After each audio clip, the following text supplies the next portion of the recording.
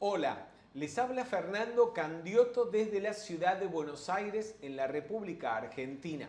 Estamos transmitiendo desde Avenida Callao 66, piso 3, a escasos metros del Congreso de la Nación de este país, en la sede de la Escuela Metafísica de Buenos Aires. Y además de estar realizando esta transmisión, contamos por supuesto aquí con un grupo de personas, facilitadores y estudiantes participantes de metafísica que están asistiendo presencialmente y que siempre preguntan, participan, responden, ¿sí? Levantan la mano, se pelean por responder, ¿verdad?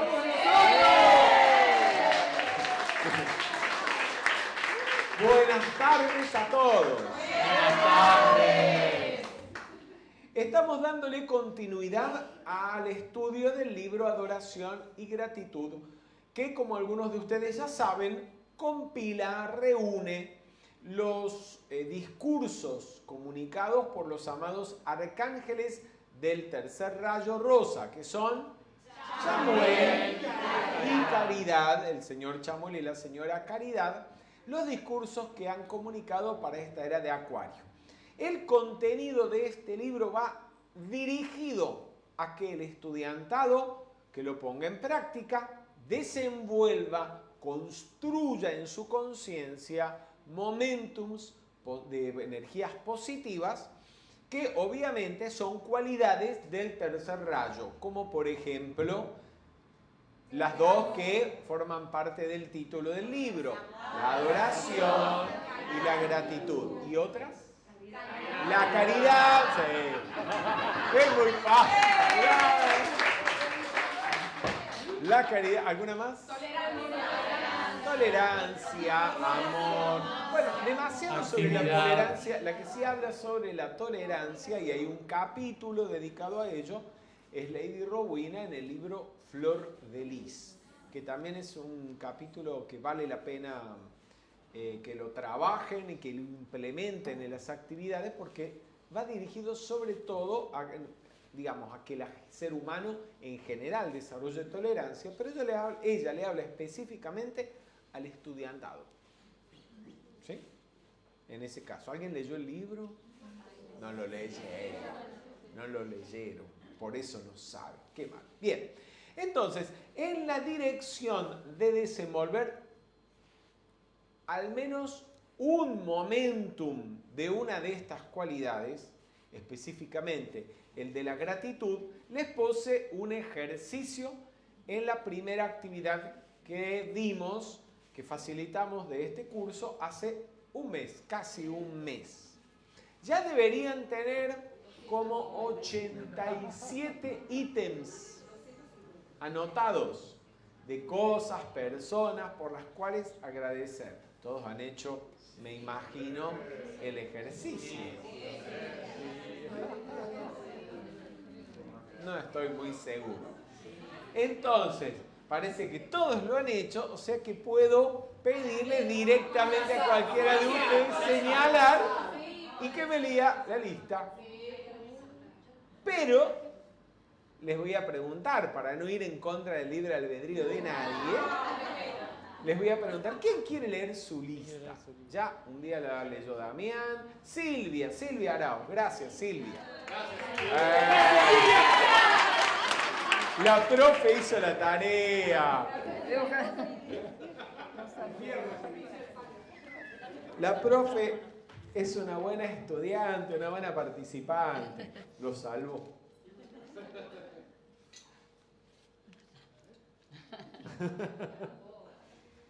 Bien. Buenas tardes. Perdóname, Silvia, les explico a todos, a los que a lo mejor se conectan hoy por primera vez. El ejercicio consiste en escribir cada día 3 ítems por los cuales dar gracias.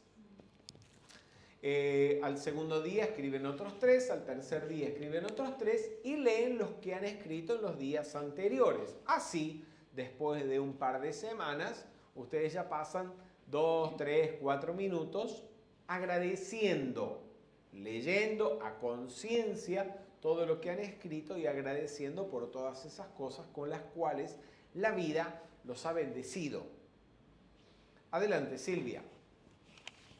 Bueno, gracias por la enseñanza, por la música, por los abrazos, por dormir bien, por despertarme, por caminar, por tener mi casa, mi ropa, luz eléctrica, agua corriente, gas natural, por Fernando Candiotto, por el amor de mis hijos, por mi gatita Galaxia, porque veo, oigo, huelo, saboreo, por coordinar lo que quiero decir con las palabras que digo, por el tacto, porque hago todas las cosas sola, por la salud, porque puedo leer, por el desayuno de todos los días. Gracias por la respiración, por el jabón de tocador, por el papel higiénico, por mi grupo espiritual, por la oportunidad que me da Fernando Candiotto de corregir los textos de la enseñanza eterna, por los alimentos de todos los días. Gracias porque coordino mis movimientos con lo que quiero hacer, por la ducha diaria, por el fuego, por el sol, por mi cabello, por el latido de mi corazón, por el aire, por el balcón, por el ventilador. Gracias por el planeta, por el celular, por la computadora, por el wifi, por la cama y el colchón, por la provisión económica. Gracias por el amor de mis nietos, por el amor de mi hermano, por el amor de mis amigos y de todos mis seres queridos. Gracias por las toallas, por la cortina de baño, por la bañadera, por la compañía de mis hijos, por el oído musical, por cantar, por el shampoo, el acondicionador de pelo, el cepillo para el pelo, por el atardecer, por la heladera, por la lluvia, por la alfombrita de la bañera, por el cepillo de dientes, por el dentífrico, por todos los mensajes del Día del Amor, por las cremas de belleza, por los barbijos, por el buen humor, por la risa, por los besos, por los riñones, por orinar y defecar naturalmente, por las almohadas, por las camperas, las bufandas y las frazadas. Gracias por el calzado, por mi mamá y mi papá, por mi abuelita. Gracias por el silencio, por la crema para manos, por los espejos, por los árboles y su brillo y sombra, por las plazas que aún tienen césped, canteros y árboles. Y gracias por la vida.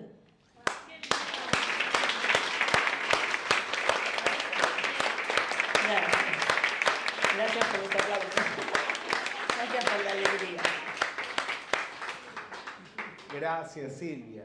Además de que está tan bien escrito que suena rítmico.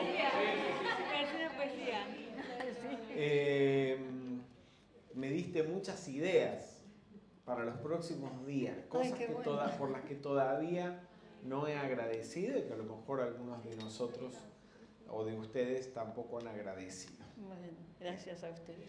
Es importante que todos nosotros desenvolvamos, al menos en algún grado, un momentum, un ímpetu de gratitud. Y que ese ímpetu de gratitud desenvuelto se entreteja con el de nuestros compañeros de grupo y así conformemos un grupo agradecido. ¿Por qué? Porque la gratitud, por un lado, abre puertas. Y no solamente abre las puertas, las mantiene abiertas. Así como lo opuesto, la ingratitud, la queja, la cierra. Y uno de los motivos por los cuales la cierra, además de que es efecto de una ley natural, es para que el individuo se dé cuenta de aquello que tenía, que disfrutaba, que daba por sentado, pero que no lo era, que se puede perder. Hay cosas que damos por sentados, te escuchaba, como el papel higiénico, el inodoro, el ventilador o el aire acondicionado, la cortina para el baño, el agua corriente, el agua caliente, exactamente. Tantas cosas por las cuales a veces el ser humano no da gracias o a veces hasta se queja. Se queja hasta que le falta. hasta que llega a algún lugar o por alguna situación de la vida se encuentra en un sitio donde no hay agua corriente o donde hay agua corriente mitad de la semana y la otra mitad de la semana no la hay. Y entonces uno dice, gracias Padre, porque en mi casa, o gracias Padre porque en mi país, o gracias Padre porque en mi ciudad hay agua corriente o hay agua potable. No en todas partes del mundo hay agua potable. ¿Sí? O usted abre la canilla y se puede beber esa agua. Bien. Lo mismo pasa con la enseñanza espiritual o con la enseñanza interna. Cuando comencé a estudiar metafísica aquí en Argentina, los libros de metafísica no se publicaban en el país, había que traerlos del exterior. Creo que se los he contado más de una vez a esto, pero nunca está de más, para que no se les olvide nunca. A mí no se me olvida. Pasábamos semanas esperando que llegara la caja de libros que habíamos solicitado. Y cuando en la actividad se abría esa caja, generalmente antes o después de la actividad, se abría la caja y entre los que estaban, o los que habían asistido, o los que habían llegado temprano, se agotaba todo el material. Y los que habían llegado tarde ya no conseguían libros. Y había que esperar a que se pidieran de nuevo. Gracias Padre, teníamos una facilitadora que se ocupaba de solicitarlo, y después hubo una compañera de grupo que abrió una librería metafísica en Córdoba y se ocupó de tenerla surtida continuamente con todo el material que en esa época se publicaba en otros países. Felizmente llegó un momento donde comenzamos aquí en Argentina a publicar los libros y empezó a haber cada vez más, y hoy en día los hay, gracias a Dios, en abundancia. Pero hay que mantenerse siempre en una actitud agradecida y no pensar, oh bueno, sí, es un libro más, ¿qué me importa? Tantos tengo que ni tiempo para leerlos. Porque la falta de gratitud lleva con el tiempo, si es más la energía que se mal califica con ingratitud y queja que la que se califica con agradecimiento, la puerta un día se cierra. ¿Te la cierra? O la cierra el principio de causa y efecto. Donde está tu atención, allí estás tú.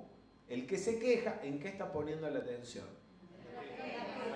En lo negativo, en lo desagradable. Y lo que materializa y atrae es eso. Mientras que el que agradece, ¿en dónde enfoca su atención? En lo que hay, en lo que tiene, y magnifica, por lo tanto, esa bendición. El bien o la persona o la actividad que le hace el bien. Lo mismo ocurre con los facilitadores de metafísica. Si usted tiene un buen facilitador de metafísica, dé gracias de que lo tiene. Algunos de nosotros hemos tenido la fortuna que, siendo muy jóvenes, hemos tenido la oportunidad de encontrar una persona que nos comunique la enseñanza, que sea una persona seria, responsable, que sabe de lo que habla, que conoce además de pedagogía para comunicar la enseñanza de la mejor manera, con libertad. Pero hay quien pasa toda la vida buscando un maestro, alguien que le comunique la enseñanza, y la persona es inteligente, es capaz, diríamos que tiene todas las cualidades como para merecer el recibir la enseñanza o contar con un maestro que se la comunique, y no lo encuentra o se le presentan trabas. ¿Saben por qué?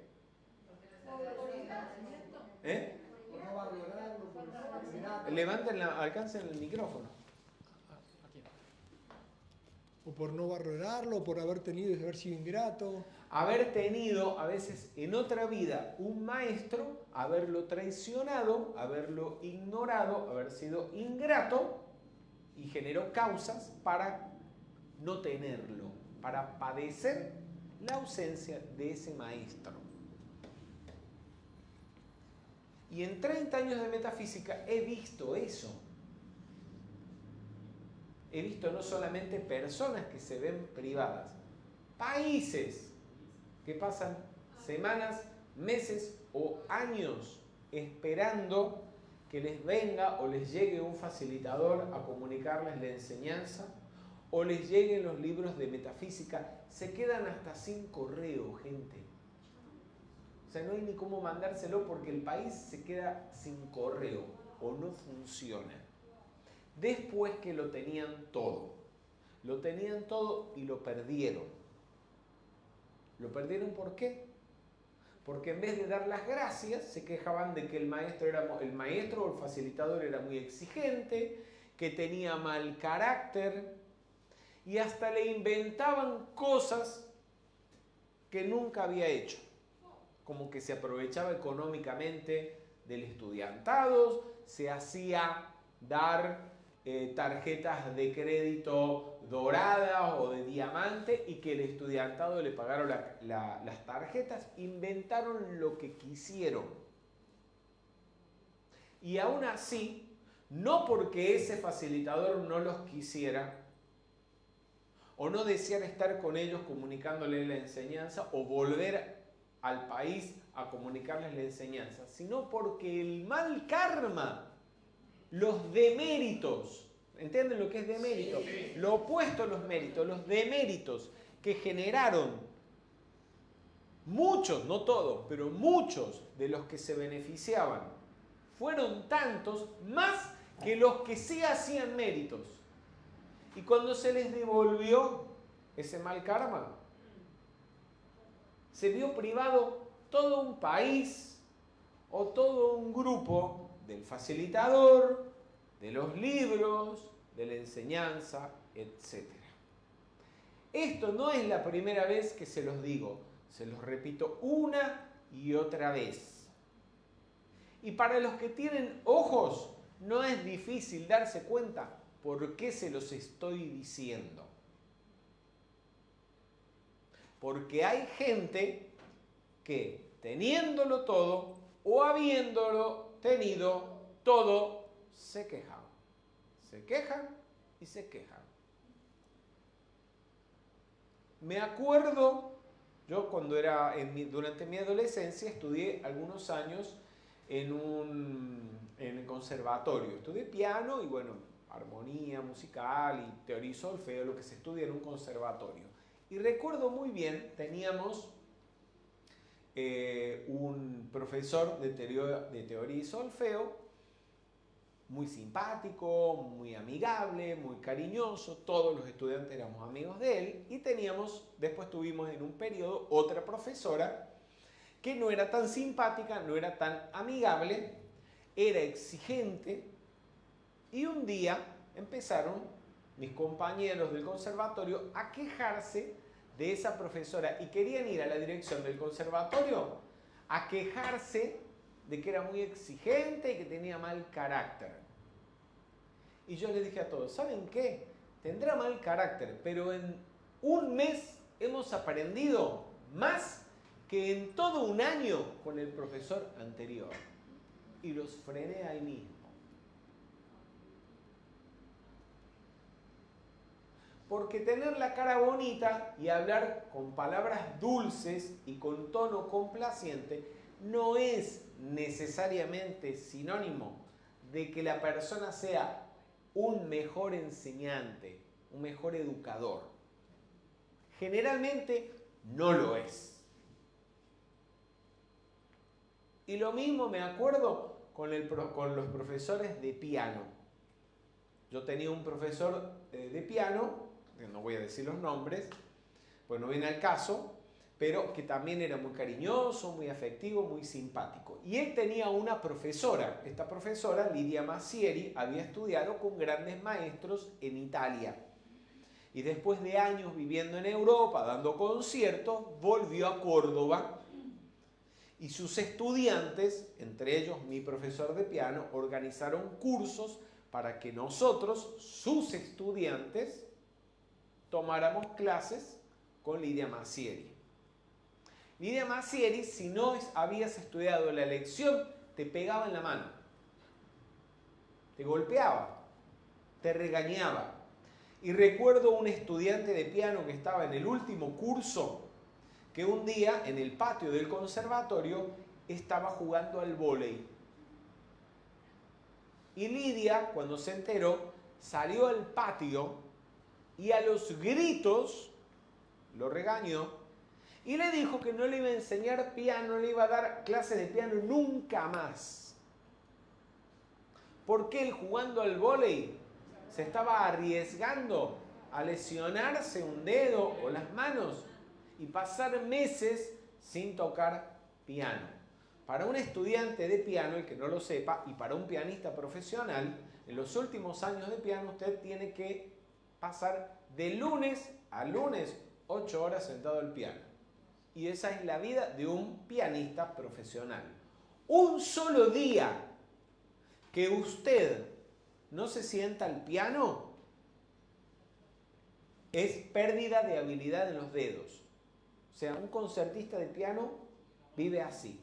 Y un estudiante en los últimos años vive así. Y lo sé porque mi madrina y mi mamá se recibieron de profesoras de piano y aunque nunca ejercieron, para recibirse tuvieron que pasar los últimos años así. Y ya cuando tiene 4 o 5 años de piano, lo mismo, tiene que estar 4 horas, es lo mínimo.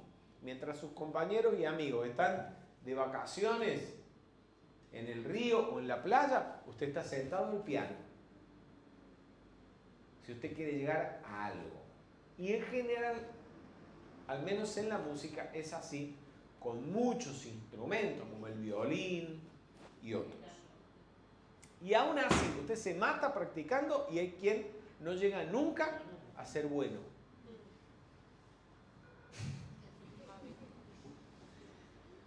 ¿Por qué les digo todo esto?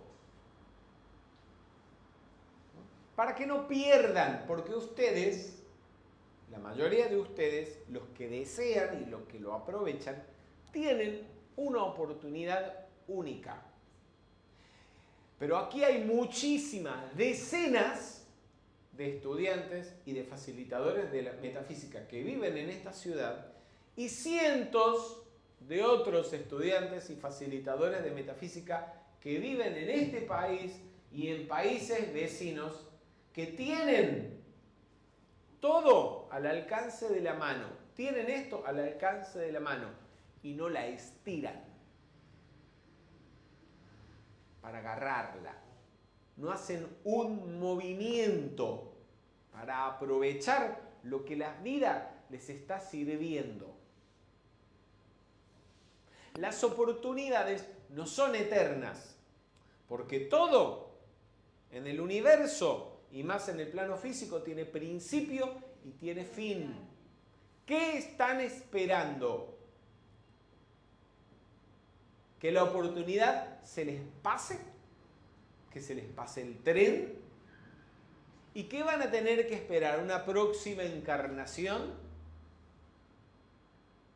Y si un maestro de metafísica, un facilitador de metafísica les parece exigente, les parece duro, les parece regañón, o les parece demasiado esfuerzo participar de las actividades de ese maestro, porque tienen muchas cosas personales de las cuales ocuparse, no están haciendo otra cosa que procrastinar el llegar un día a ser algo de un maestro de sabiduría. Porque ¿qué carajo creen ustedes que es ser discípulo de un maestro de la jerarquía? ¿O ustedes creerán que un maestro es menos exigente? No los va a regañar, porque si no dan la talla, ni siquiera los va a aceptar. No lo van a ver. Y Kuthumi, que tiene fama de de buen carácter, porque hay otros maestros que no tienen fama de tener buen carácter. Kuthumi, un día, eso lo cuenta Leadbeater, había un estudiante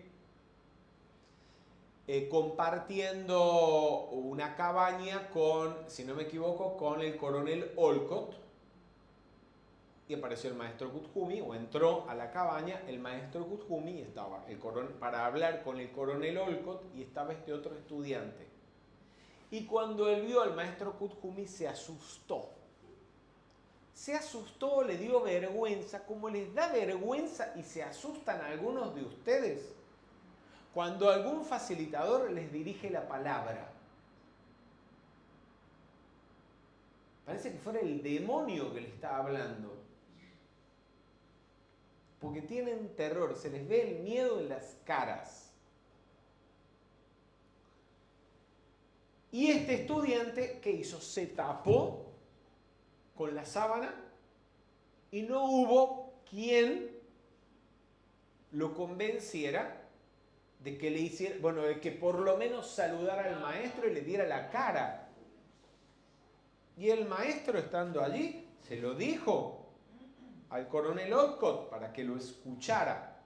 Van a pasar vidas antes de que tenga de nuevo la oportunidad de verme cara a cara.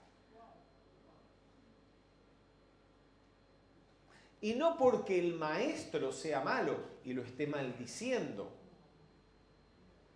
Es la causa que el estudiante está sembrando al desaprovechar la oportunidad. Ahora, yo les quiero decir, en este momento hay conflictos bélicos en el mundo. Y lo estoy diciendo no para llevar la atención a ello, sino para lo que voy a decir a continuación. Los que gestan estos conflictos bélicos, los líderes que mandan ejércitos a invadir y los otros líderes que mandan ejércitos a defender, esos no tienen, yo no sé si tienen miedo o no tienen miedo. Pero no le piden permiso a nada ni a nadie. Voluntad les sobra, porque de la voluntad que tienen depende la supervivencia de sus países o la victoria de sus pueblos. Y los soldados mandados al frente, que probablemente no deciden nada, tampoco les queda más remedio que ir hacia adelante. Porque si se dejan ganar por el miedo, los matan. Y eso no es nada. Los narcotraficantes, los sicarios, no le tienen miedo a nada y no piden permiso. Se están matando entre ellos para lograr el control de la zona, del sector, de la ciudad, del país que quieren controlar con sus actividades ilegales. Les sobra voluntad, les sobran cojones, como dicen los españoles, para no decir les sobran huevos y ovarios. Pero si los que se supone que son estudiantes de la luz y que se supone que trabajan para el bien, tienen menos cojones y ovarios, menos valor y coraje y menos voluntad que toda esta gente, como corno la luz va a vencer a la oscuridad.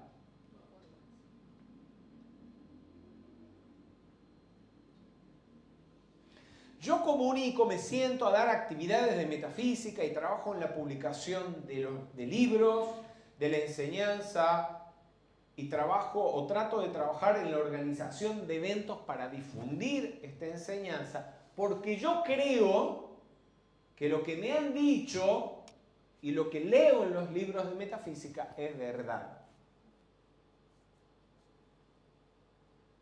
Y si eso que dicen los libros de metafísica es verdad, yo creo que es verdad, en el año 52 el planeta lo iban a destruir, iban a disolverlo en el espacio. ¿Por qué? Por lo que les estoy hablando. Porque los que hacen el mal parecen tener más cojones que los que saben lo que hay que hacer, que le tienen miedo a todo y están pidiéndole permiso a un pie para mover al otro. Si eso que dice el Moria y que está también en el libro de la vida es cierto, que en el año 52 hubo una crisis planetaria y el planeta lo iban a disolver, estamos en un pedazo de guerra en la que no hay más nada que hacer que ir al frente y pelear. Pero los que no tienen los huevos para ir al frente y pelear y creen que tienen algún interés personal que es más importante que esto, y que se dan el lujo de deprimirse, de sentirse desalentados, de ofenderse o de quejarse, son como el soldado que va al frente, que no sé si hay alguno tan estúpido, que pierde el tiempo, se distrae, le pegan un balazo en la cabeza y se acabó.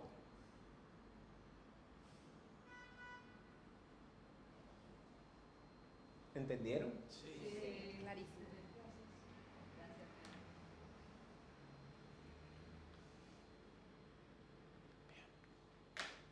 Vamos a cambiar la tónica. Vamos a escuchar a continuación la llave tonal de la señora Caridad. Es una obra compuesta por Ludwig van, esto está mal escrito, Ludwig van Beethoven, compositor alemán que vivió entre 1770 y 1827, perdón. Se lo ubica dentro de la historia de la música entre los periodos clásico y romántico. Al menos algunos autores consideran que algunas de las obras de Beethoven fueron las que dieron inicio al periodo romántico. Es un compositor con fuerte contenido del rayo azul, con una personalidad de rayo azul, y de hecho escribió muchas obras donde encontramos llaves tonales de seres de luz de este rayo, del rayo azul, como por ejemplo, ¿recuerdan alguna? Vamos a ver Jorge Tronca.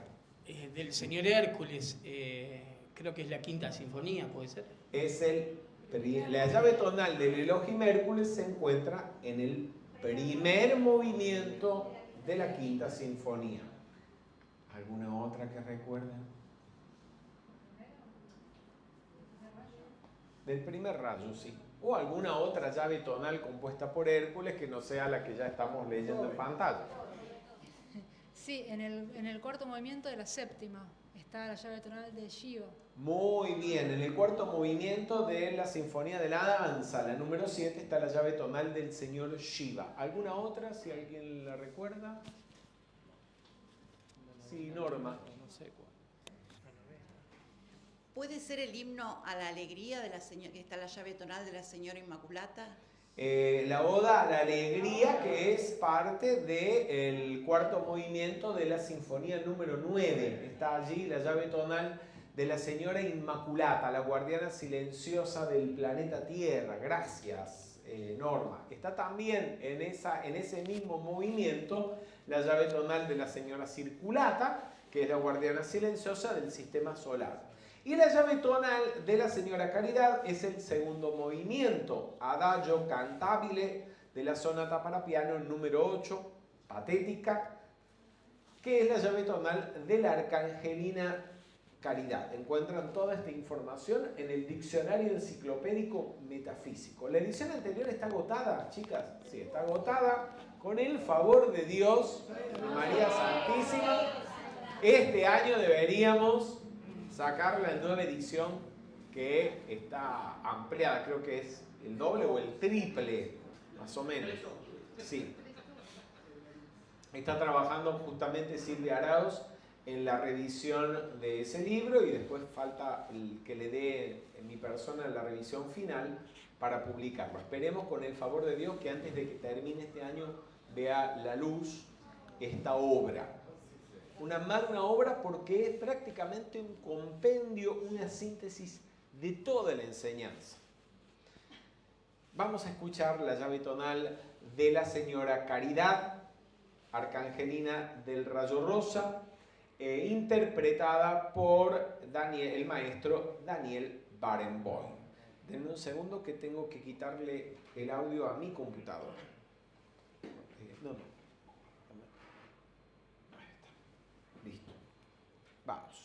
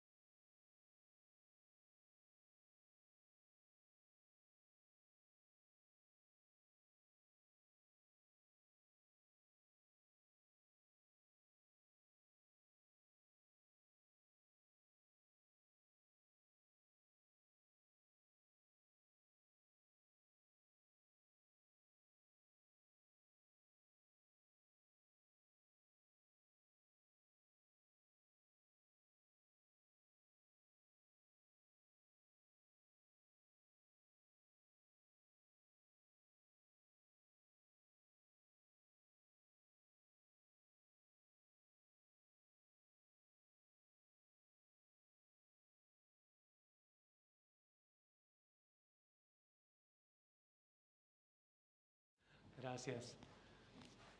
Sí, la caridad no solamente implica lo físico, ¿no? Hay instituciones aquí que salen, por ejemplo, a las noches a dar de comer a la gente que está en situación de calle. Bien. ¿No? Y bueno, también a asistir a aquellos que por ejemplo, tienen alguna dependencia del alcohol o de las drogas, o gente que está sola, que no puede conversar. Hay líneas de teléfono, por ejemplo, para gente mayor que se siente sola. Que se siente sola, claro. Claro, no es solamente física, ¿no? La caridad es... En ese caso, en el caso de quien le da asistencia a la persona que se siente sola, personas que incluso tienen tendencias suicidas, tienen teléfonos a los cuales recurrir, es un tipo de caridad, ¿cómo podríamos llamarla?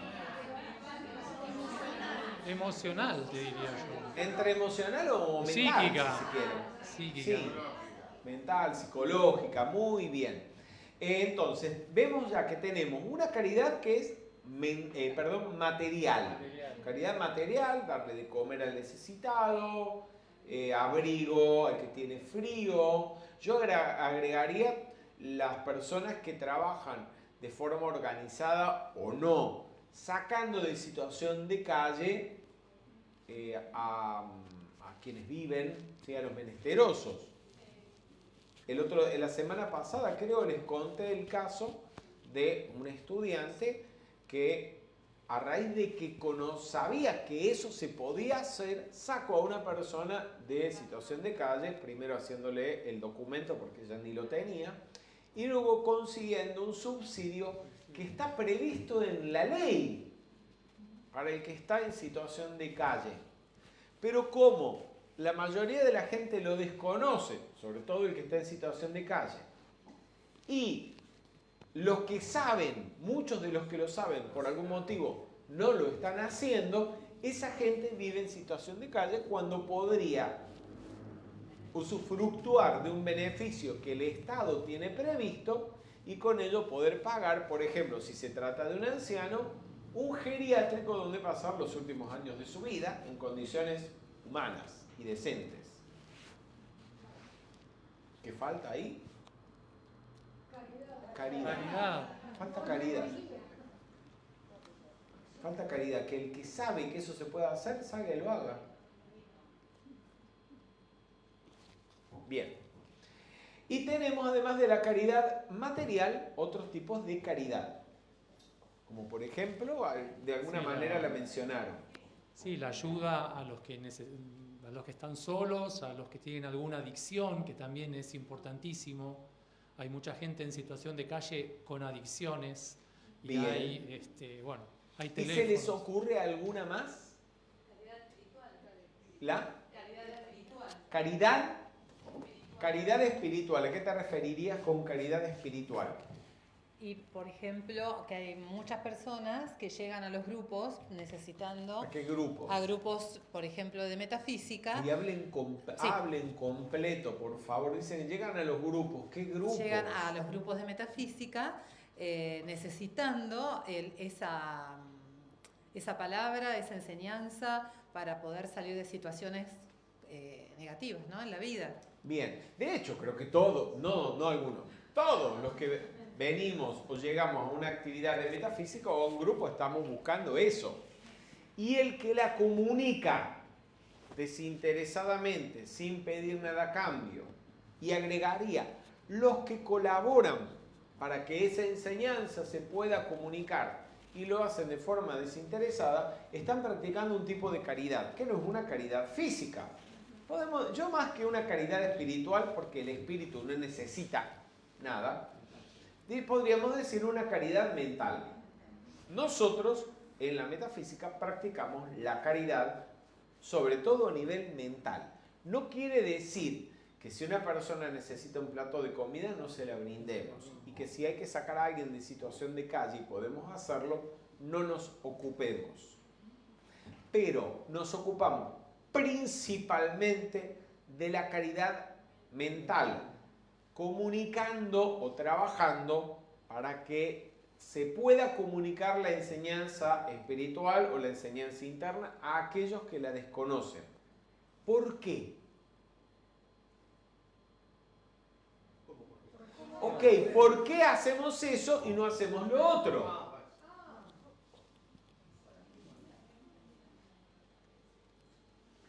Yo sé por qué.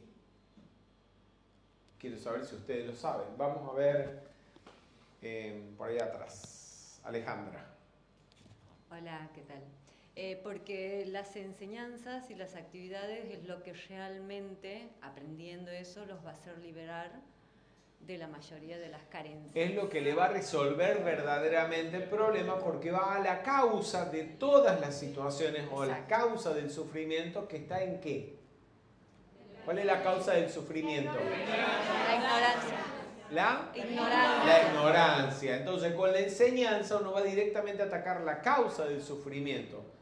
El plato de comida se acaba, la persona se lo come, lo digiere y en horas tiene hambre de nuevo. Igual, sí. Mientras que con la enseñanza puede aprender a procurarse lo que necesita, a salir de la depresión sin que tengan que inyectarle nada o sin que tenga que depender de un profesional, por ejemplo, y tantas otras cosas. ¿Alguien quiere agregar algo? Sí, Damián Chorni.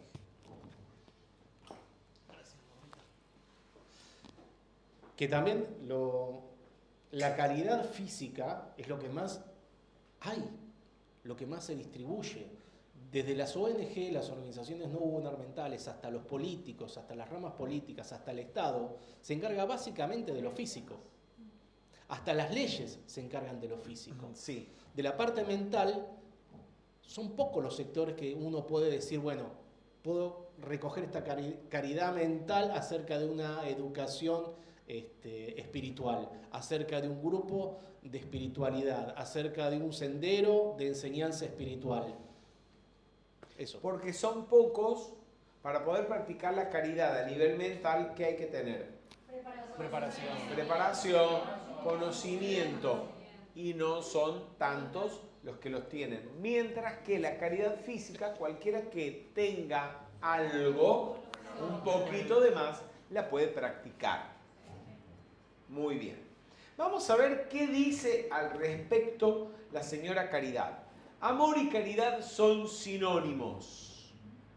La caridad es amor divino, darle al prójimo lo que no tiene, ya sea algo espiritual o material.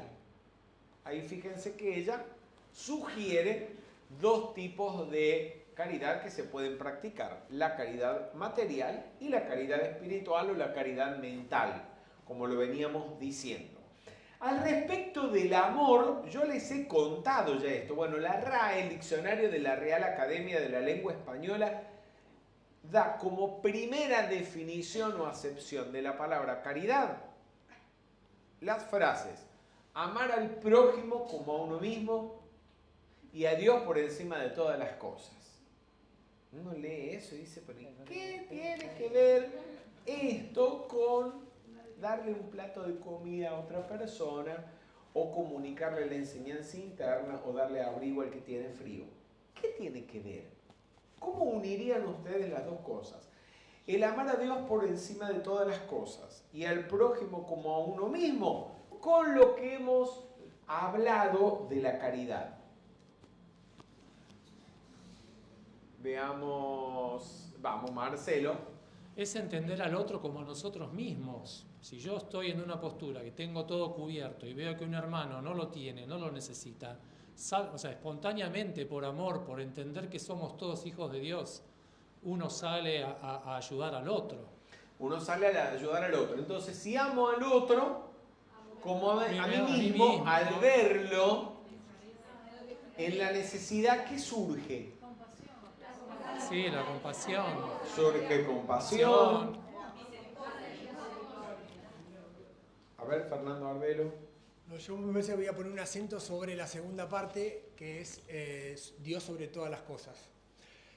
Porque entiendo yo que la caridad vista como amor divino es tender o acercarle al otro el norte que nos plantea Dios sobre todas las cosas. Dios es estar abrigado, tener comida, tener a mano la enseñanza, es eso, no le vamos a acercar si el otro tiene necesidad de, recién hablaron de casos de personas que tenían adicciones, está necesitado de un tipo de drogas, no es que la caridad dársela, porque es Dios sobre todas las cosas, Dios es salud.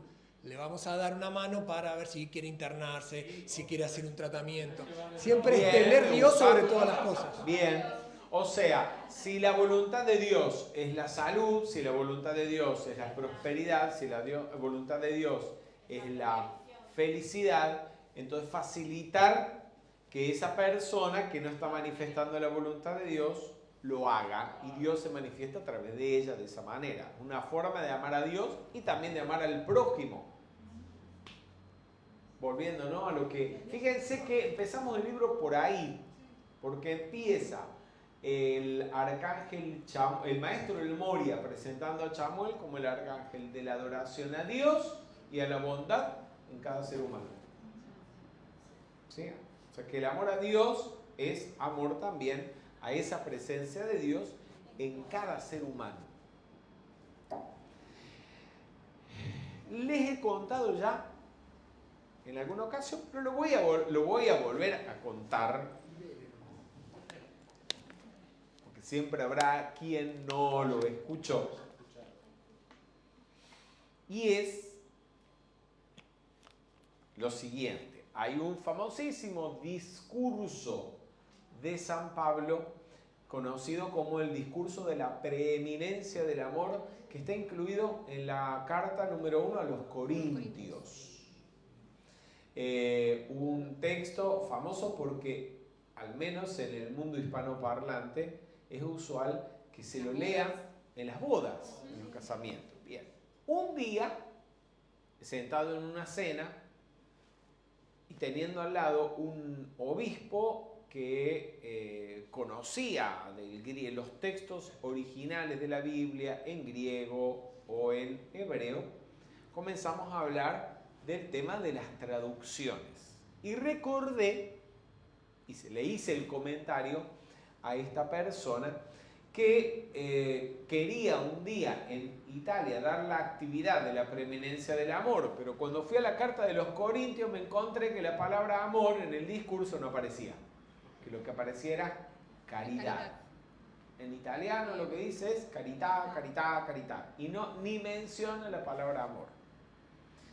Y en el momento me sentí desalentado, dije, no puedo dar esta actividad, no entiendo por qué dice esto, ¿qué será lo que originalmente San Pablo dijo? Claro, después cuando me fui a la definición que da el diccionario en castellano de caridad, veo que a fin de cuentas caridad es amor divino. Pero que entonces, esto de estar leyendo ese discurso en una boda sonaba, o exclusivamente, digamos, relacionarlo con el amor que uno pueda sentir por una pareja, era limitarlo. No era eso específicamente a lo que se había referido San Pablo. Y efectivamente, este obispo me explicó lo que vamos a leer a continuación. Hay un término en griego que es ágape, que hoy en día se utiliza para hacer referencia a una comida en común, ¿sí? Cuando después de una actividad de metafísica nos vamos a cenar todos juntos y comulgamos comiendo de los mismos platos, les quiero decir, para los que no saben, que en general, cuando los estudiantes, facilitadores de metafísica nos vamos a comer después de las actividades, pedimos varios platos y compartimos. No es que uno pidió ravioles, el otro pidió, no sé, una proboleta y el otro pidió una ensalada y cada cual come lo que pidió y no te doy nada. Sino que es una comida como en casa, o por lo menos como es o era en la casa de muchos de nosotros, que todos se servían en la mesa y todos comemos de lo mismo.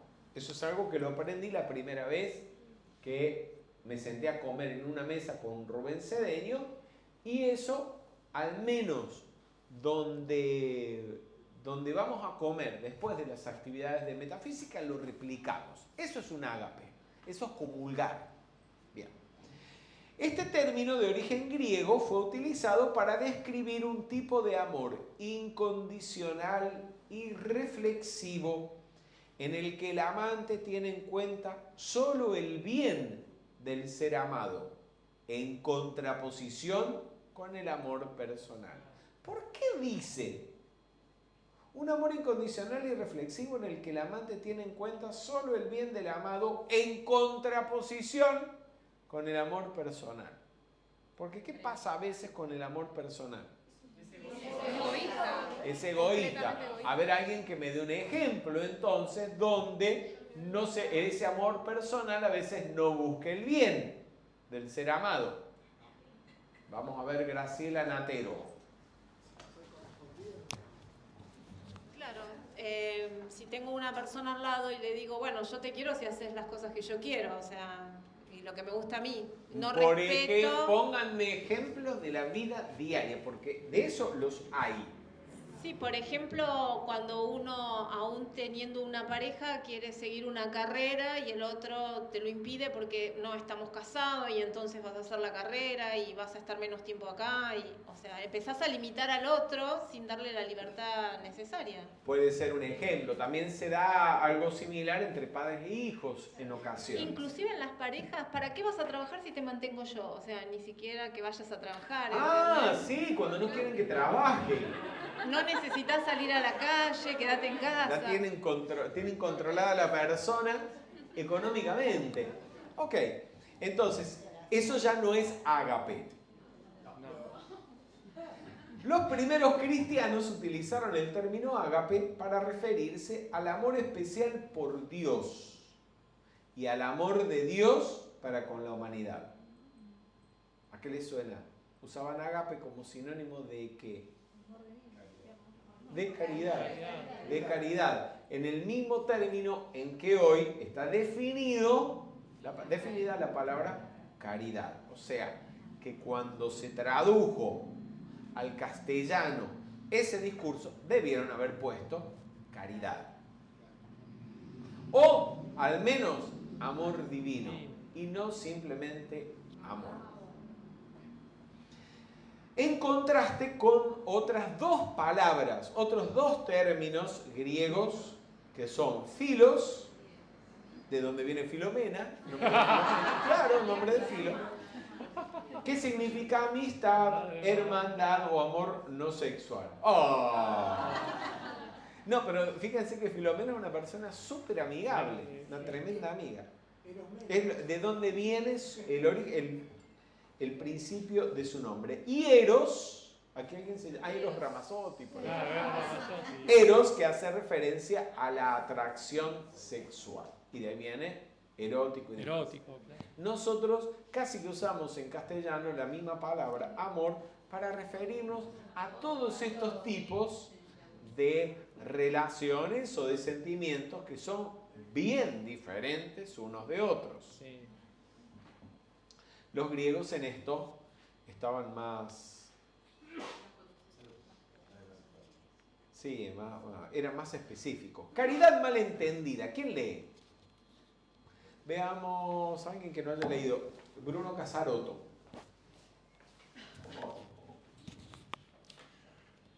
Caridad malentendida. A menudo cuando alguien presta ayuda a un individuo menos afortunado, asume la actitud degradante de la superioridad. La caridad no tiene nada que ver con la lástima, con la pena. La caridad nunca sabe a condolencia. Nunca degraden a ninguna parte de la vida. Okay, caridad. Gracias. Les sinteticé en medio parrafito varias cosas que dice al respecto de la caridad malentendida la señora Caridad. La primera de ellas es que cuando alguien presta ayuda a otra persona menos afortunada, a veces asume una actitud de superioridad. Por ejemplo, ¿cuál es la actitud que a veces se puede exteriorizar en palabras? Veamos, Catriel. Arcáncenle el micrófono a Catriel, por favor. Gracias, Fernando. Este fragmento lo leí en el libro, me dejó pensando justamente. Y la actitud degradante de la superioridad, porque yo tengo, vos que no tenés nada, te doy, como he visto en algunas oportunidades. Yo tengo, vos no tenés, entonces por eso te doy. Pero de una manera, a lo mejor, el modo en que lo encara. Pero me gustaría ver si alguien me lo puede expresar en palabras. ¿Qué dice, qué piensa la persona que asume esa actitud?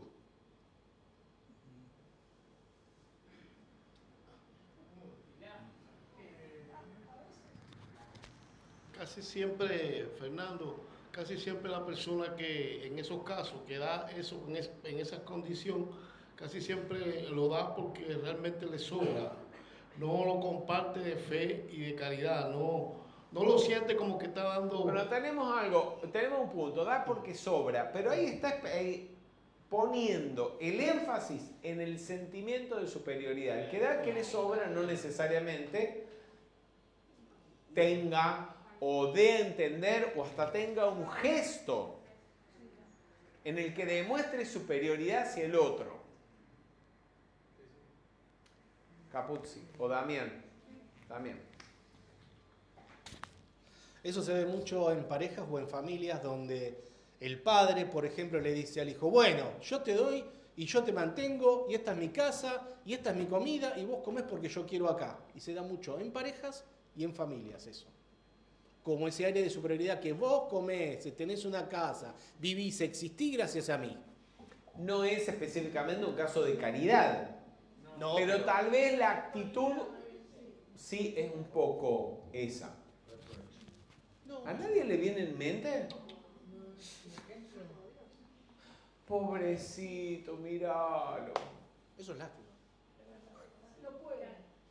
Lástima. El que siente lástima por otro está montado por encima del otro. Sí. Ay, mira, pobrecitos los de ese país. Ay, sí. Pobrecitos los de ese continente. Ay, son todos unos muertos de hambre. Vamos a mandarles algo, vamos a ayudarlos. Se está refiriendo a eso. No hay empatía, hay una cinta. No me siento uno con la otra persona, me siento por encima de la otra persona. Cuando usted le dice pobrecito a otro, lo está minimizando, lo está incapacitando. Y si usted practica la caridad desde esa posición, más que caridad lo que está haciendo es incapacitar a la otra persona.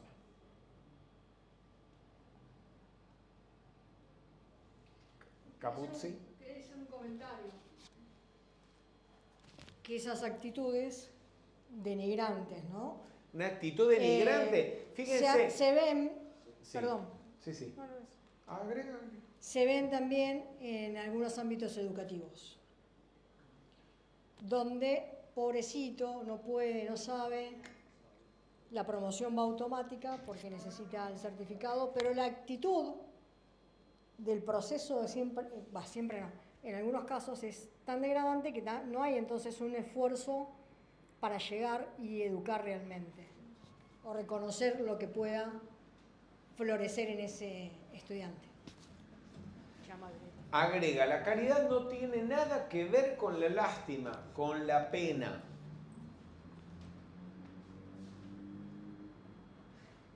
¿Qué sería lo opuesto? O sea, está diferenciando caridad de lástima y de pena.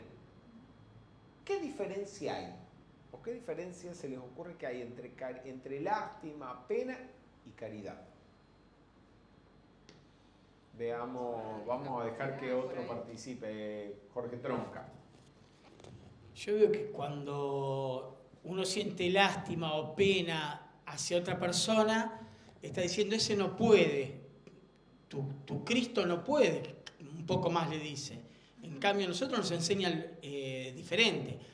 El ser compasivo es decir que tu Cristo puede, yo te estoy dando la enseñanza o te estoy instruyendo de cómo salir de esta situación, porque vos sí podés. Me estoy poniendo al nivel. Pero cuando uno tiene pena, lo ve allá abajo. Cuando se siente lástima o se exterioriza lástima por alguien, ¿hay identificación con qué? Con la carencia, con los aspectos, con las ausencias, con el aspecto negativo. Hay aceptación de la negatividad, de la limitación. Y el amor no es limitación, al contrario. Y hay algo más que diferencia lástima y pena de caridad, digamos, compasión. Fercho. Se me viene un ejemplo de esto ahora que estás hablando. Lo he visto yo en facilitadores, donde cuando le dicen a los estudiantes qué es lo que tienen que hacer y cómo lo tienen que hacer, se está parando en una posición de superioridad. No les da la oportunidad, no cree que los participantes tienen la capacidad de también poder resolver. Sí. Se están parando arriba de los demás. O sea que también no respeta la libertad del otro. Esa actitud de superioridad es una actitud autoritaria, o una postura autoritaria. Bien. ¿Hay algo más que diferencia la lástima y la pena de la caridad y de la compasión? Entonces, ¿nunca pasaron por la calle y sintieron lástima por alguien? ¿Y qué hicieron? Le diste. ¿Y para qué le diste? Para que pudiera salir de esa situación momentáneamente, porque con esa ayuda uno no logra cambiarle la vida. O No, para... claro, para sentirse mejor. Para sentirte mejor en el momento. Para vos no sentirte tan mal. Si lo hiciste para vos no sentirte mal, para no sentirte culpable, ¿es caridad? No. Es caridad. Estás identificado con lo negativo y el darle algo es un modo de, digamos, deslindarme de mi responsabilidad y no sentirme mal. Entonces, ¿qué hago? Le doy algo, sigo caminando y en la esquina siguiente, ¿en qué estoy pensando? En otra cosa. En otra cosa. Estoy preocupado por el fulano. Ok. Entonces, ¿qué diferenciaría la lástima y la pena con la compasión o la caridad? ¿Qué hay en la caridad? Lo dijeron al principio. Dijeron, la caridad hay, si hay empatía, pero es empatía y nada más. También hay una acción. Y podemos agregar ahí acción desapegada del fruto. Desapegado del fruto, acción desinteresada. Si le estoy dando algo para no sentirme culpable o para sentirme que estoy siendo útil en la sociedad, estoy haciéndolo, me estoy haciendo algo a mí, me lo estoy dando a mí mismo. Pregunta. Si todo esto que conversamos, ¿no es cierto? Le sacamos la palabra calidad y le ponemos la palabra compasión, encaja igual. Compasión, encaja exactamente igual, sí. En la compasión hay una acción motivada por el amor o motivada por la caridad, digamos. ¿Sí? En la compasión hay una acción motivada por la caridad, es decir, por un amor desapegado al fruto de la acción que busca el bien en el otro. Si yo estoy buscando el bien en el otro, ¿le doy una moneda y me desentiendo? No.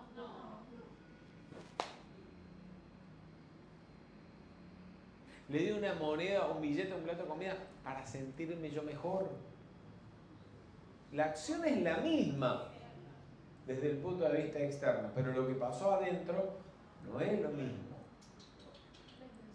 Y lo que va a calificar la energía no es la acción física, sino el sentimiento y la conciencia con la que lo hago.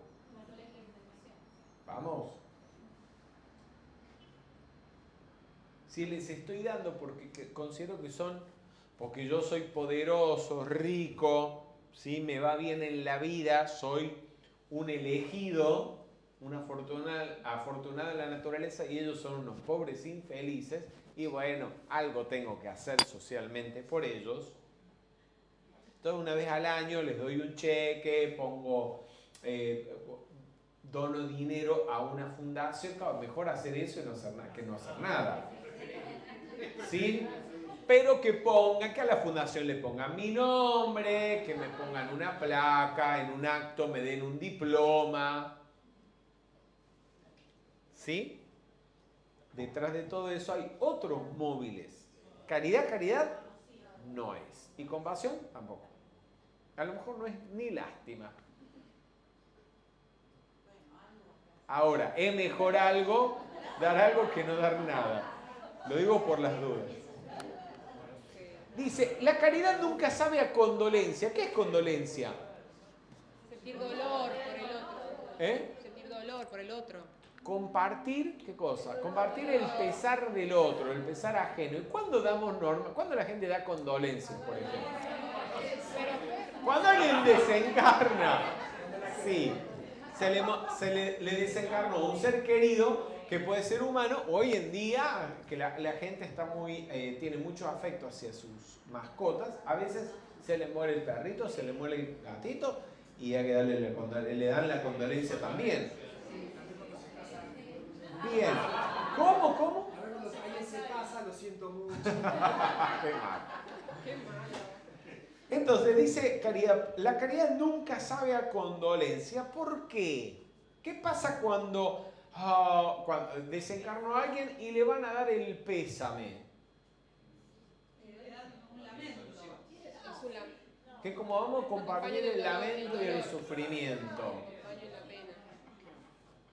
¿Por qué te reís, Damián? Porque uno protocolarmente tiene la mente, no ustedes. Lo hacemos como por costumbre. Me sumo a tu dolor, quiero sufrir con vos este momento. Eso es de la condolencia. Estoy sufriendo, comparto el dolor con vos, sufro con vos. Por eso me río. ¿Qué piensan de eso? ¿Qué hacen? ¿Ustedes hacen eso? ¿Qué hacen? La verdad, sí. Vos lo haces. ¿Ustedes hacen eso? Depende. ¿Qué? ¿Quién? ¿Ustedes no lo hacen? Catriel. No, yo digo. ¿Vos lo haces? Sabía que este fragmento iba a traer todo este tipo de... Estaba leyendo, perfecto, es excelente. Por ejemplo, condolencia, es decir, esto no tiene solución, no tiene vuelta atrás, es resignación. Y creo que la caridad no tiene que ser resignación. Ahora, ¿cabe la resignación en la desencarnación de alguien? No. Palabras. ¿Por qué no?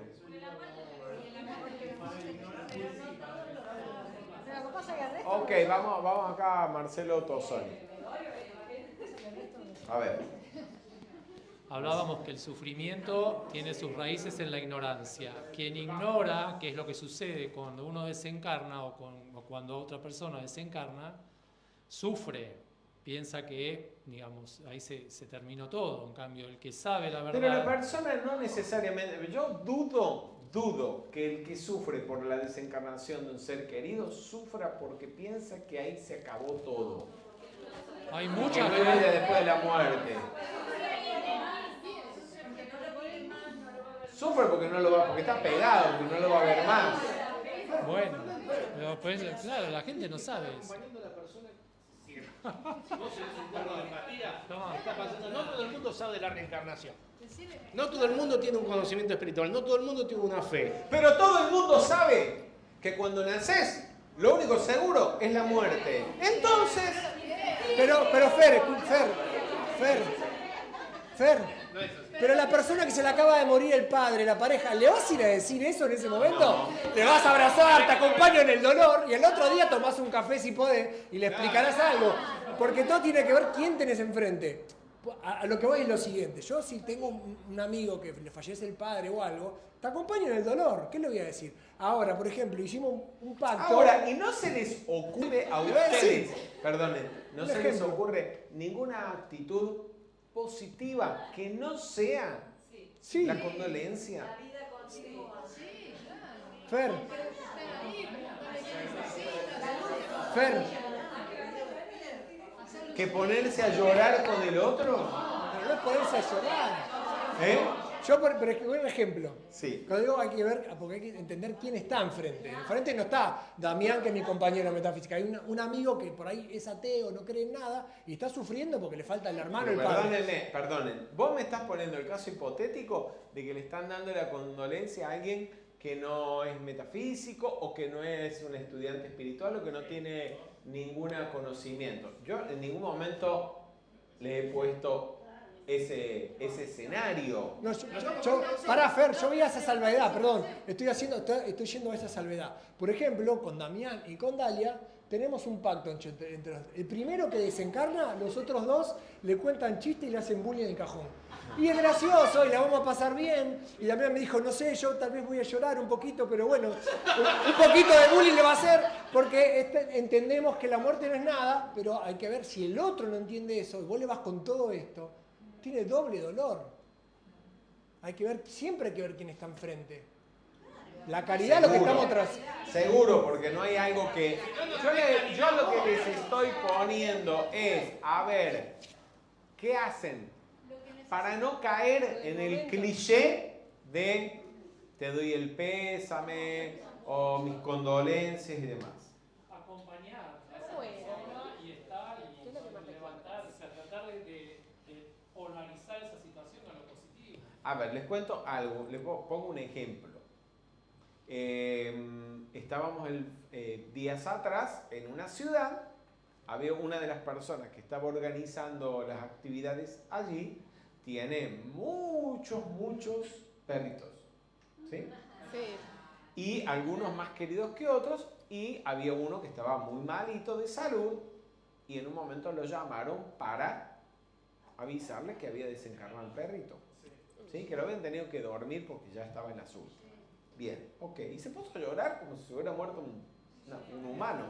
¿Sí? Porque para él era un ser muy importante, muy cercano. ¿Sí? ¿Qué hago? Metafísicamente.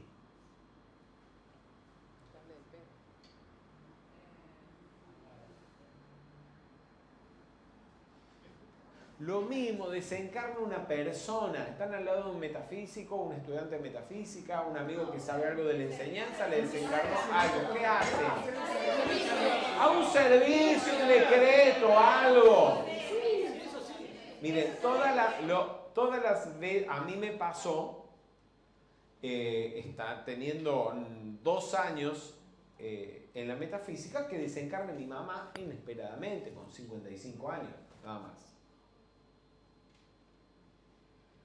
Yo por supuesto, tenía los conocimientos metafísicos de qué hacer en una situación de ese tipo. Si desencarna mi mamá, a la primera que se lo tengo que hacer es a mi mamá. Y mantener a la gente polarizada, por ejemplo, rezando. Los metafísicos hicieron en un determinado momento, cuando fue posible, le pusimos los llaves tonales, le prendimos los saumerios, le hicimos los servicios de los 7 rayos, todo.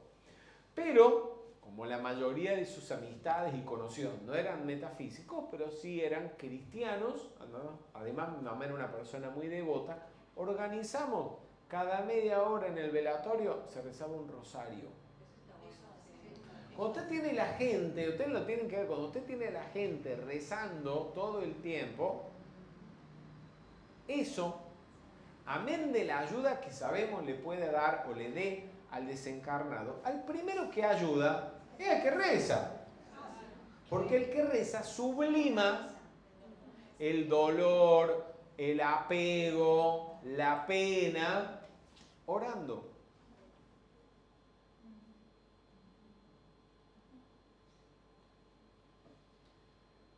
¿Entienden? El otro día que desencarnó el perrito, inmediatamente lo primero fue ponernos a hacer decreto, hasta la llama violeta le invocamos y le hicimos servicio al animalito. para que evolucione mejor especie o reencarne en un perrito más evolucionado.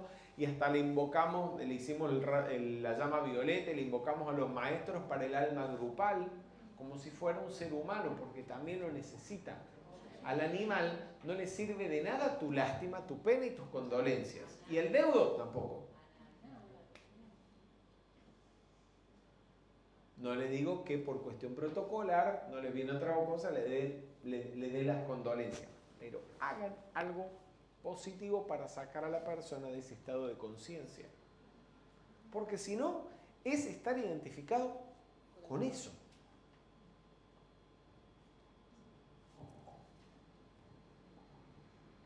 O sea, decimos la muerte no existe, todo es impermanente, cuando llega el momento, se les olvida todo.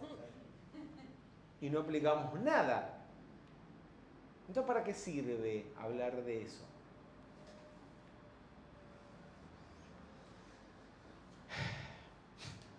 ¿Quién quiere leer? Vamos a ver, Dalia. Seguimos con la caridad malentendida. Caridad malentendida. Uno nunca sabe cuándo se ha hallado en el mismo estado de conciencia que causó una condición similar de pobreza. Y con pobreza no me refiero a la falta de riqueza material, sino a una conciencia empobrecida, ya que el estado de un ser humano es una expresión de su conciencia. Detengámonos ahí porque acá dice mucho. Está haciendo referencia cuando la persona tiene una actitud de superioridad, se pone en una postura de superioridad y no tiene en cuenta que a lo mejor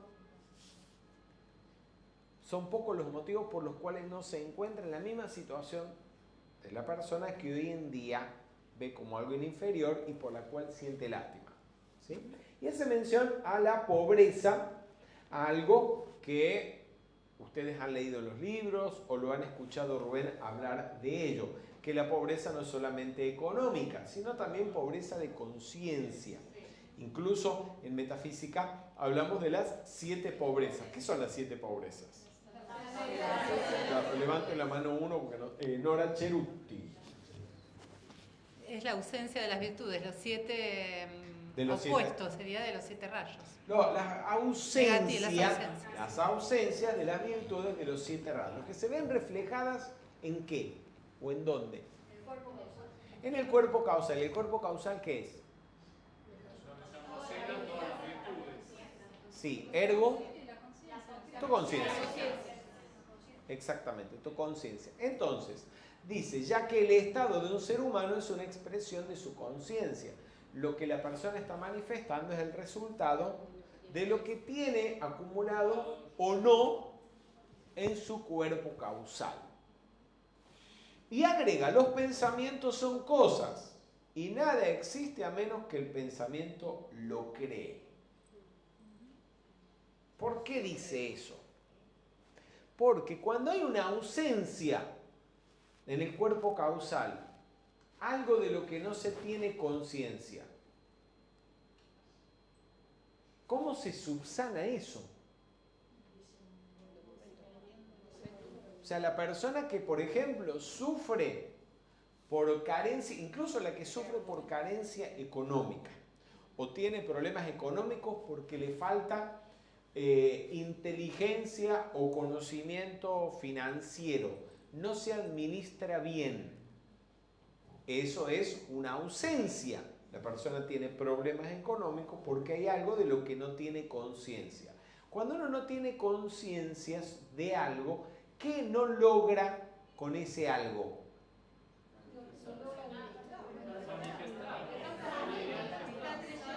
Acá.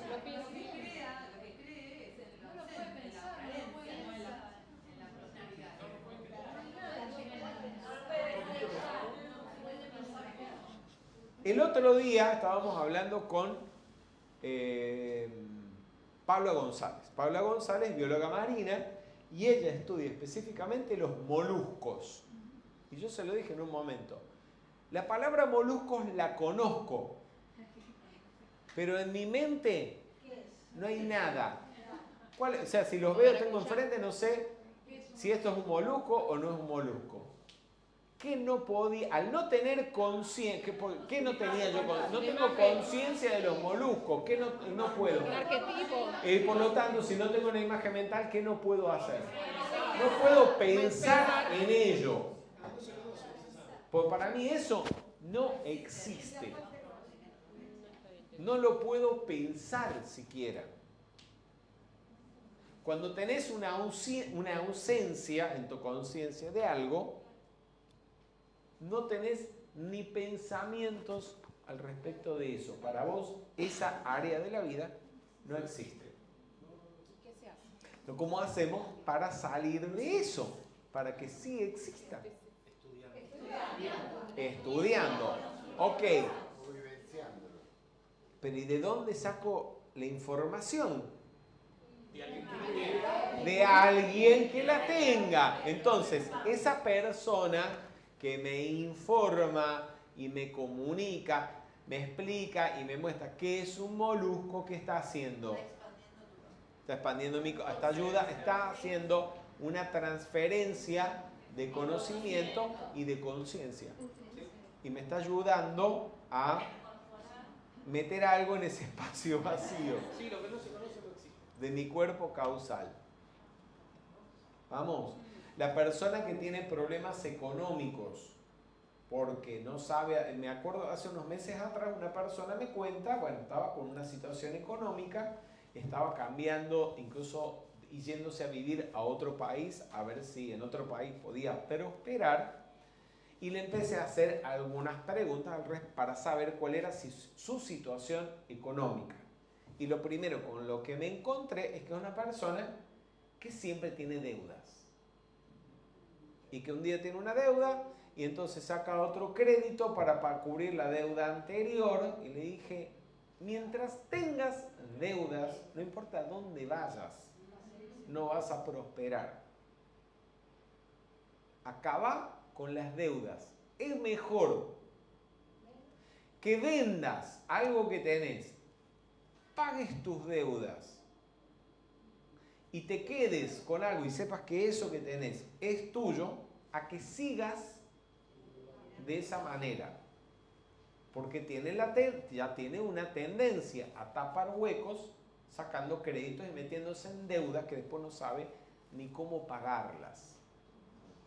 Y el no tener deudas es la base de la prosperidad. Eso él, que es una persona que estudia metafísica, a lo mejor lo ha leído, pero no hizo conciencia de eso. No sé si lo habrá hecho, ¿no? Yo en ese momento lo que traté es de darle una pauta. ¿Me entienden? Pero la persona, así como hay otras personas que donde van, prosperan.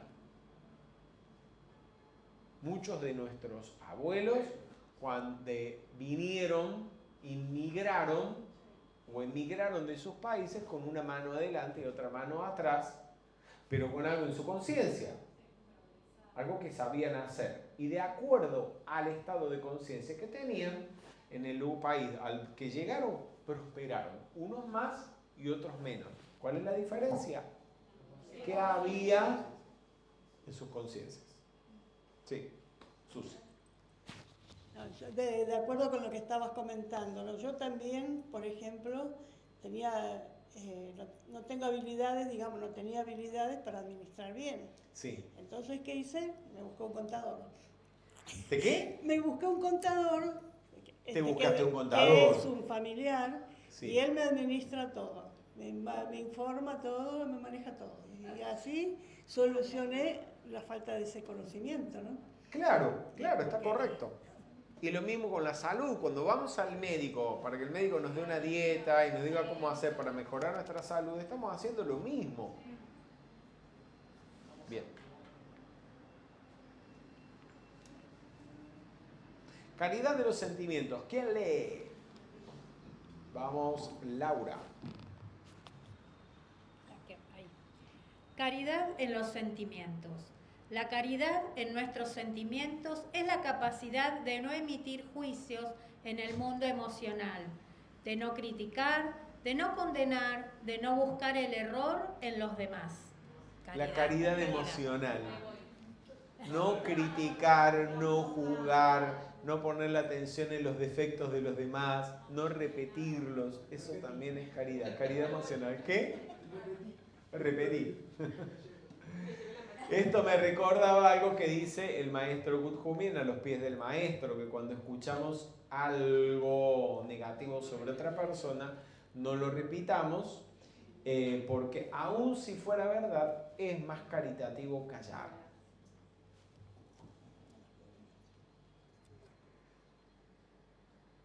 Y si alguien nos habla mal de otra persona, antes de repetirlo bueno, primero que nada, no sé, lo conveniente es no repetirlo, pero antes de tomar una decisión, ¿qué habría que hacer?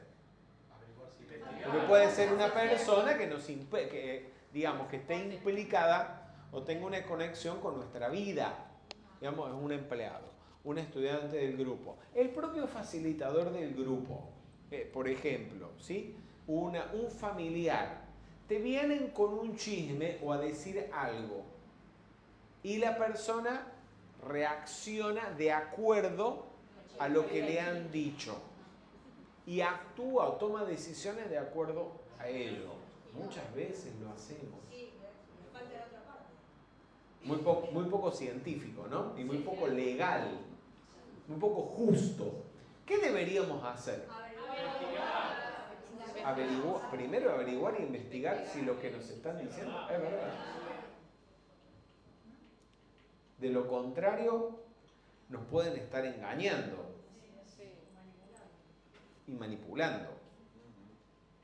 Y seamos injustos y nos creemos o generemos a nosotros mismos problemas por estar prestándole atención a chismes o acusaciones falsas. Y tremendos problemas se arman. En los grupos de metafísica lo he visto al cansancio, le quito poder.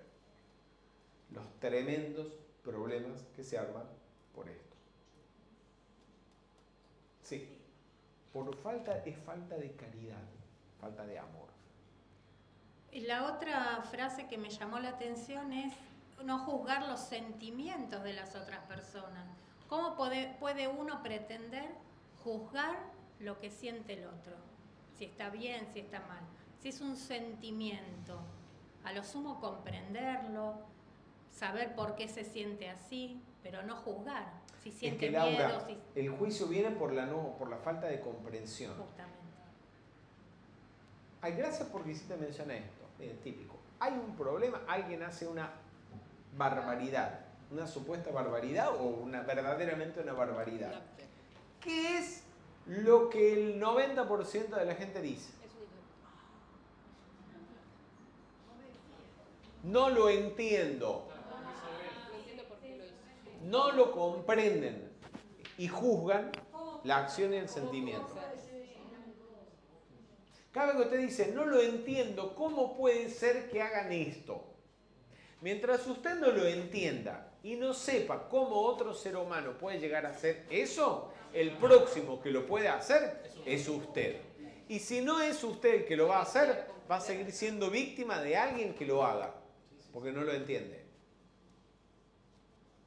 Por eso, lo que hace falta cuando hay situaciones del tipo que sea, pero cuando hay traiciones, por ejemplo, o hay gente que actúa de una forma que podríamos considerar condenable o negativa, aunque uno no comparte y no esté de acuerdo con lo que el otro hizo, hay que tratar de averiguar, reflexionar, descubrir cómo la otra persona llegó a ese punto. Porque los locos no existen. O mejor dicho, los locos no nacen, se hacen. O sea, el que cometió una locura llegó a ese punto a través de una sucesión de causas y efectos.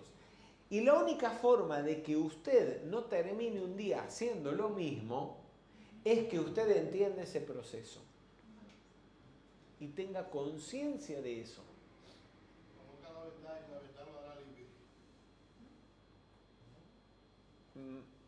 ¿Me siguen? Sí. Lo que estamos hablando. Por eso, a veces, cuando hay situaciones, hablamos y pasamos días, semanas, meses y hasta años hablando del asunto. Pero no es para regodearse en el mal y en la negatividad, no. El objetivo es comprenderlo, comprender el asunto, porque eso es lo que te va a proteger, eso es lo que va a evitar que se vuelva a repetir.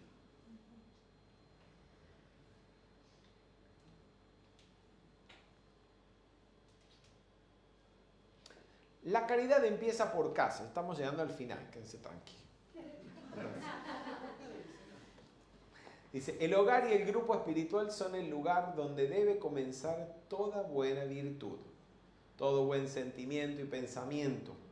La vida familiar y la vida grupal conforman el retiro en el que en épocas anteriores ustedes se habrían dedicado a la tarea de controlar y transmutar sus energías y a probar sus fuerzas. O sea, el grupo espiritual, el grupo de metafísica y tu familia, a lo mejor podemos agregar el ámbito laboral, son el templo iniciático, donde, entre otras cosas, también tenés que poner en práctica, vas a desenvolver la gratitud, la caridad, la tolerancia, el servicio.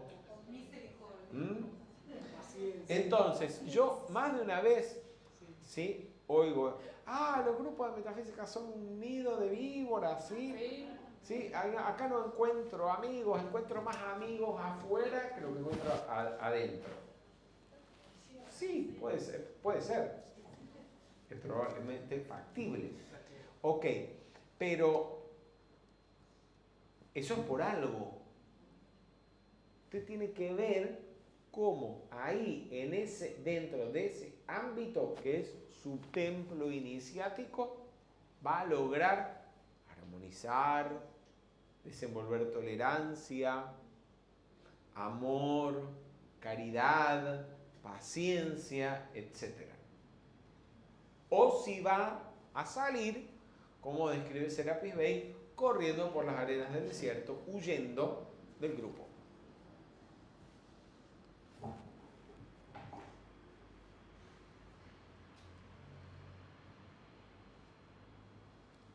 Esto me encanta y con esto vamos a concluir.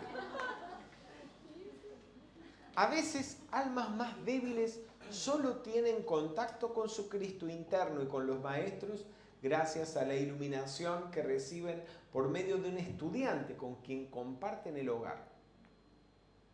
O sea, la gente, a veces el estudiante se queja, pero en mi casa son todos muy negativos y son todos materialistas y son todos esto. Y resulta que esa gente, son el ámbito en el que vos podés poner en práctica la caridad. Porque a lo mejor el único contacto que tienen con la conciencia crística o con un poquito más de luz, esa gente, es por el hecho de compartir el hogar con vos. Pero ¿qué hace el estudiante? Muchas veces el estudiante no puede ayudar, o sea, él mismo se inhabilita para ayudar a los demás, pues demuestra cierta intolerancia al sentir soy más santo que tú. Justamente cuando se quejan. Pero es que mi pareja es muy negativa, ¿sí? O mis hijos, ¿sí? Todos los fines de semana salen y se emborrachan y fuman, etc. Y lo que vemos es lo negativo en ellos. Entonces, si nosotros estamos desarrollando supuestamente una conciencia positiva y nosotros siendo teóricamente más positivos que el entorno, lo que hacemos es seguir viendo la negatividad en ellos y magnificándose lo que podemos esperar del resto. A lo mejor la única ayuda que ellos podrían recibir o la mayor ayuda que podrían recibir es la que le brindamos nosotros. Y lejos de ofrecerles esa ayuda, no hay empatía, no hay realmente caridad, hay una actitud de superioridad. que te incapacita para ser caritativo. Beben alcohol, escuchan rock, comen carne, son unos rezagados, se van a ir a los cobus.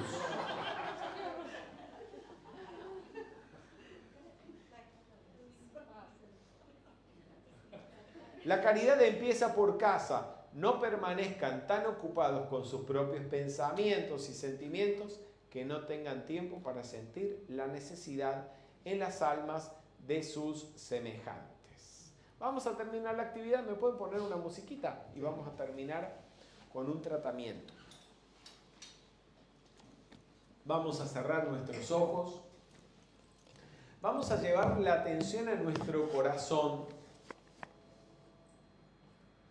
Y allí nos vamos a conectar con la llama rosa del amor divino, la caridad, la tolerancia, el agradecimiento, esa llama rosada que flamea del lado izquierdo de nuestro corazón, que representa el aspecto femenino de la divinidad en cada uno de nosotros.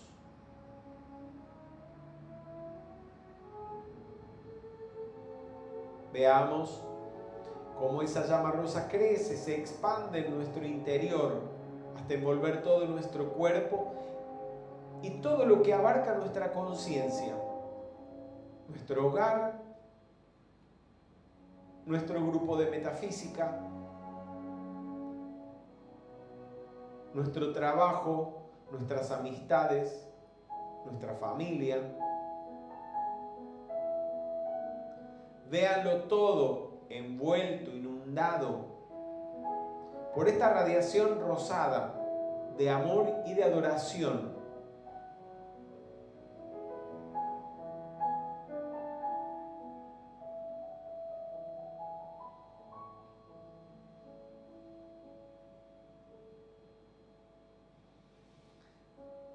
En el nombre de la amada, magna y todopoderosa presencia de Dios, yo soy lo que yo soy. Amado Arcángel Chamuel y amada Señora Caridad, enciendan la llama de la adoración a través de todo mi cuerpo.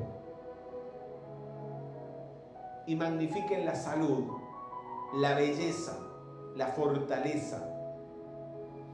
Hagan flamear la llama de la adoración a través de mi mundo emocional y de mi mundo mental y expandan en mí el bienestar, la gratitud, el amor, la inteligencia, la sabiduría, la capacidad y el poder mental. Hagan flamear la llama rosa de la adoración a través de mi hogar y embellezcanlo. Produzcan armonía, atraigan a mi hogar a todas aquellas personas buenas, positivas, que van a aportar bendiciones y alejen todo lo que no sea la voluntad de Dios. Hagan flamear la llama rosa de la adoración a través de mi economía, de mi dinero, de mis cuentas bancarias, cajas fuertes, de mis negocios, de mi trabajo.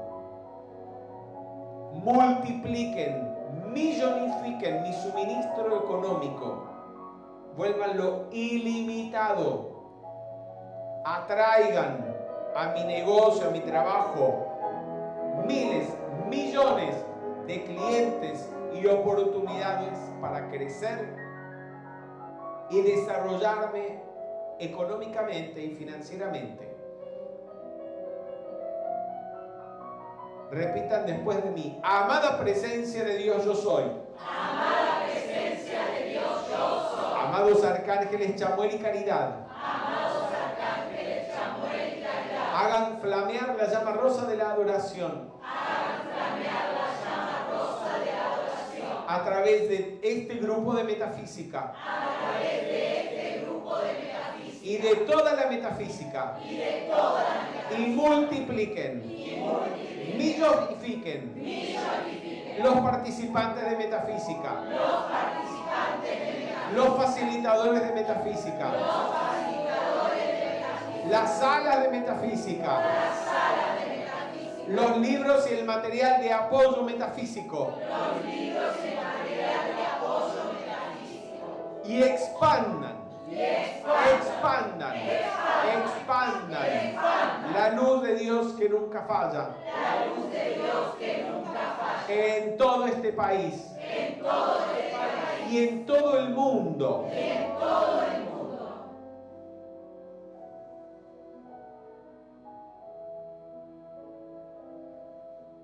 Amados Chamuel y Caridad, enciendan la llama rosa del amor divino y la caridad en cada punto físico del planeta donde se esté manifestando un conato de guerra, y con el poder del amor divino envíen legiones de ángeles de la adoración y del amor que disuelvan en esos países o en esos sitios todo sentimiento que no sea la perfecta tolerancia, el respeto y el amor de los seres humanos entre sí. Y especialmente, amados Chamuel y Caridad, enciendan la llama rosa de la adoración y el amor a Dios y al ser humano en las mentes y en las conciencias de los líderes políticos que tienen a su cargo el destino de esas naciones y de esos pueblos. Esto queda dicho, esto queda hecho y esto queda sellado por el más sagrado nombre de Dios, que yo soy lo que yo soy. Gracias, Padre.